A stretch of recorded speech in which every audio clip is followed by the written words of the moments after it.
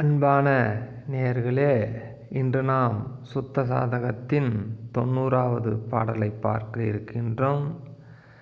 இன்ன தன்மையவாம் சுத்த பாவனையில் இரும் பிரார்த்தம் போயொழிக்கும் தன் உள்ளத்தில் நின்று இங்கு இடைவிடாது ஊறும் தக்கதோர் பிரணவ அமுதம். அன்னதை அருந்தி முன் வடிவதும் அங்கனே ஓமயமாகி இந்நிலந்தனில் தோற்றம் மாத்திரமாய் இயங்குதல் ஜீவன் முத்தியதே. இந்த பாடல் எந்த நிலையிலே விளக்கப்பட்டிருக்கிறது என்று சொன்னால், குருமுகமாக இருந்து மந்திர உபதேசம் செய்த பின்னும் இல்லறத்தானும் சந்நியாசியும் எந்த மாதிரியான சமய பழக்கத்தை பின்பற்றி, அதாவது அந்த பிரணவ அமுதம் பிரணவ தேக அனுபவம் கிடைக்கின்ற வகையிலே சமய அனுபவங்களை சமய நற்கிரியை எல்லாம் பின்பற்றி அந்த ஓமயமான பிரணவ அமுதம் அல்லது பிரணவ வடிவ அனுபவம் கிடைத்த பொழுது இந்த பிரார்த்த வினை பாதிக்காதவர்களாய் இருப்பார்கள் என்கின்ற இந்த கருத்தை தொடர்ந்து சொல்ல வருகிறது. பாடலுக்குள் செல்வோம். இன்ன தன்மையவாம் சுத்த பாவனையில் இரும் பிரார்த்தம் போய் ஒழிக்கும். அதாவது இதுவரையிலே சொல்லப்பட்ட அதாவது மந்திர உபதேசம், பிரணவ தேகத்தோடு கூடியவர்களிடம் மந்திர உபதேசம் பெற்று அதற்கப்புறம் சமய நடவடிக்கையெல்லாம் ஈடுபட்டு பிரணவ அமுதம் ஊறி பிரணவ தேக அனுபவம் பெற்றவர்கள் என்றுதான் தன்மையாம் சுத்த பாவனையில்.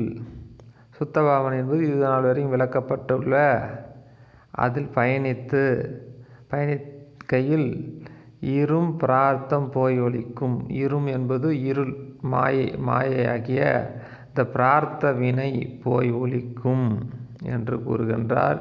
இந்த ஆகாமியம், பிரார்த்தம், சஞ்சீவித கர்மமெல்லாம் எப்படி விலகும் என்று ஏற்கனவே 16வது பாடலிலே, அதாவது சுத்த மார்க்கத்திலே எப்படி விலகுகிறது என்பதை 16வது பாடலில் சுருங்க சொன்னார்.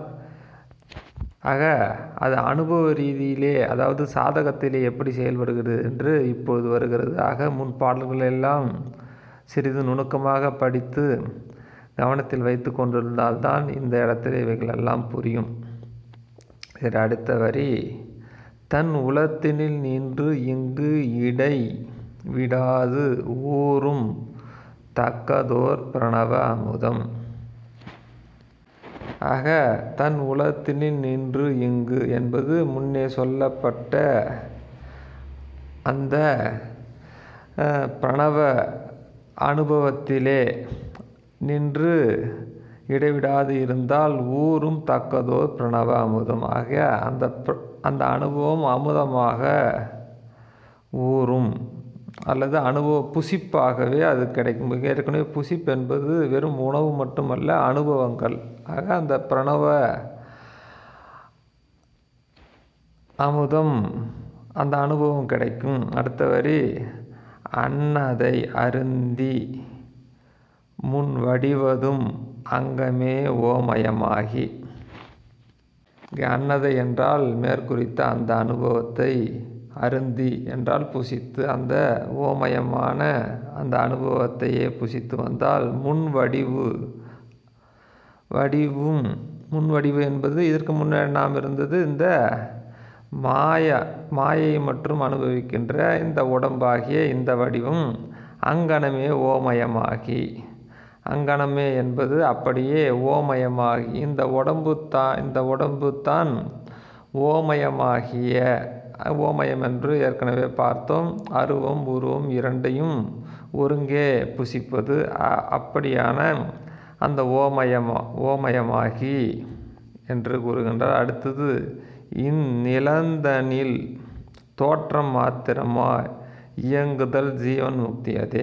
ஆக இந்நிலம் என்பது இந்த பூமியிலேயே தோற்றம் மாத்திரமாக என்று சொன்னால் அருவம் உருவம் ஆகிய அதிலே உருவம் வெறும் தோற்றம் மாத்திரமாகவே இருக்கும், கைக்கு அகப்படாது என்றெல்லாம் முன்னே பார்த்திருக்கின்றோம். ஆக அதை ஞாபகம் கொள்ள வேண்டும்.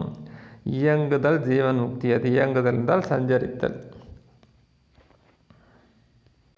ஆக இந்த பாடலினுடைய ஒட்டுமொத்தமான கருத்தும் இதற்கு முன்னே சொல்லப்பட்ட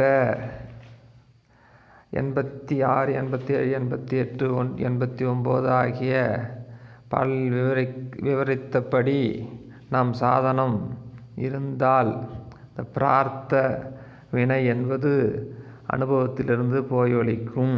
ஆக அந்த நிலையிலே தொடர்ந்து இருந்தால் பிரணவ அமுதம் ஊறி அதையே புசித்து கொண்டிருந்தால் இந்த தேகமே ஓமயமாகிய அருவம் உருவம் ஆகிய இரண்டையும் புசிக்கின்ற வகையிலே மாறிவிடும். அப்படி மாறிய பின்பு இந்நிலத்திலே தோற்றம் மாத்திரமாக இயங்கி கொண்டிருக்கின்ற அந்த தன்மைதான் ஜீவன் முக்த தன்மை என்று கூற வருகின்றார். மீண்டும் ஒரு பாடலில் பார்ப்போம். நன்றி, வணக்கம்.